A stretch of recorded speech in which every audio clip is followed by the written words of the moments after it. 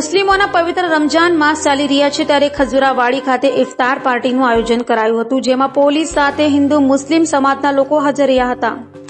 મુસ્લિમોના રમજાન માસ ચાલી રહ્યા છે ત્યારે 28 રોજા પર એટલે કે 8મી એપ્રિલના રોજ રોજા ઇફતારી પ્રોગ્રામનું મરજાન સામી રોડ ખજુરાવાડી ખાતે આયોજન કરાયું હતું.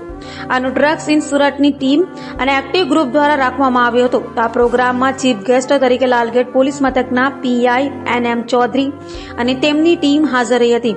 28મી રમજાન ઇફતારના પ્રોગ્રામમાં સર્વ ધર્મના આશરે 400 થી 500 લોકો હાજર રહ્યા હતા અને શાંતિપૂર્વક રોજા ઇફતારીની મજા માણી હતી.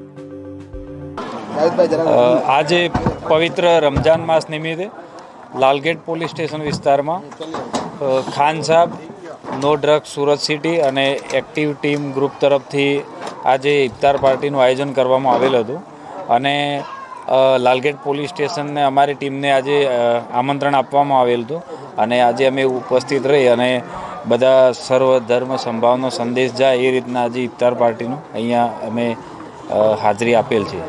બીજા કયા કયા પ્રોગ્રામ અહીંયા મૂકવામાં આવ્યો છે?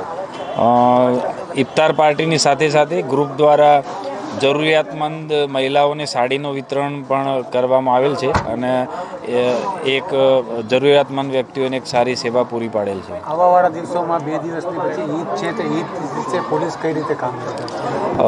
રમજાન માસના લગભગ આજે 27 થી 28 દિવસ પૂરા થયા છે અને 2 દિવસ પછી જ્યારે ઈદનો દિવસ આવશે, સુરત સિટી અને લાલગેટ પોલીસ ટીમ સંપૂર્ણ બંદોબસ્તની તૈયારી છે અને કાયદો અને વ્યવસ્થાની પરિસ્થિતિ માટે પૂરી તૈયારીઓ સાથે બંદોબસ્ત રાખવામાં આવેલ છે અને સારી રીતના કોઈ પણ પ્રકારના કોઈ વિગ્રહ વગર સારી રીતના બંદોબસ્ત થાય એ રીતના અમારી પૂરી ટીમે તૈયારી કરેલી છે.